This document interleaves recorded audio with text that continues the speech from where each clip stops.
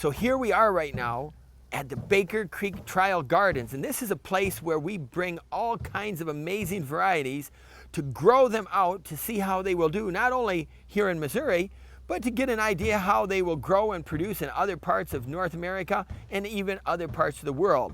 So this is the main trial garden, and this particular garden happens to be my special garden because I have about 45 different varieties of melons, that is watermelons and melons that are related to cantaloupes, growing out in this melon patch. And it is going to be absolutely unbelievable what type of diversity we're going to pull out of this patch in just a matter of weeks. Already the signs are there.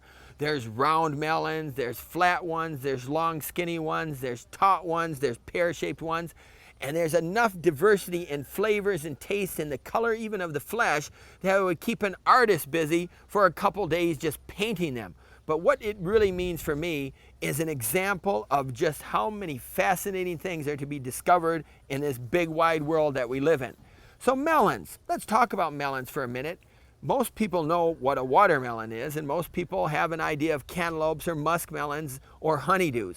So in the group of melon classifications, watermelons are one species. There are hundreds, if not thousands, of varieties of watermelons, but there's also hundreds, if not thousands, of varieties of those cantaloupe, muskmelon, honeydew types.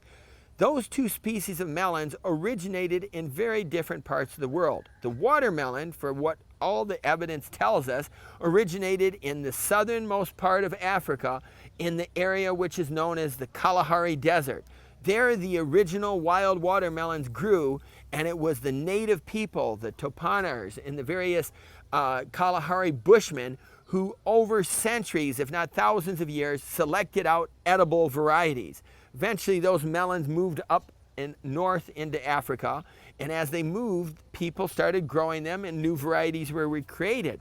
Finally, the melon takes a new stance, the watermelon, because it gets into the Orient, it gets to the Middle East, it gets to Spain, it gets to Asia, and melon growers all over the world for perhaps centuries have been enjoying the watermelon. So in this patch, we have a lot of heirloom varieties or land races. The difference being land races are often grown and just called what they're called in their native language. They aren't given necessarily names.